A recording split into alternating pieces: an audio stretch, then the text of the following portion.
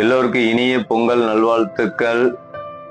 இன்றைக்கு ஆண்டவர் என்னை கொண்டு உங்களோடு ஒரு வசனம் பேசுகிறார். வாசிக்கிறேன் கேளுங்க. சங்கீதம் 29:11 வசனம்.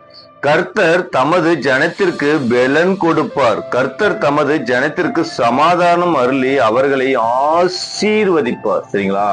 இன்னைக்கு ஆண்டவர் உங்களுக்கு சொல்லுகிறார், என்னை கொண்டு உங்களுக்கு பெலன் கொடுப்பேன், என்னுடைய சமாதானத்தை என் ஜனத்திற்கு கொடுத்து நான் ஆசீர்வதிப்பேன் சொல்லி இருக்கிறார்ல. உங்களுக்கு சமாதானம் இல்லாத இருக்கலாம், பெலன் இல்லாத இருக்கலாம். சரிங்களா? நானும் இந்த மாதிரி எனக்கு சமாதானம் இல்லை, எனக்கு பெலன் இல்லைங்கும் போது நான் ஆண்டு சமூகத்தில் என்னை தாழ்த்தி என் பாவங்களை ஒப்பு கொடுத்து, ஆண்டு உங்களுடைய பெலத்தை கொடுங்க, உங்களுடைய சமாதானத்தை கொடுங்கன்னு நான் சொல்லிக்கிறேன். ஏன்னா நமக்கு கோவம் வரும், நமக்கு சிந்தனை மாறும். அந்த மாதிரி இருக்கும்போது இந்த வசனத்தை வச்சு நம்ம ஜெயிக்கும் போது நமக்கு சமாதானமும் எப்படி பெலனும் கொடுப்பார். சரிங்களா? நீங்களும் உங்களை தாழ்த்தி உங்களை ஒப்பு கொடுத்து ஜெபிங்க. உங்களுக்கு பாவங்களை ஒப்பு கொடுத்து ஜெயிக்கும் போது இந்த பெலனும் இந்த நமக்கு சமாதானமும் ஆண்டு நம்மளை ஆசீர்வதிப்பார். சரிங்களா?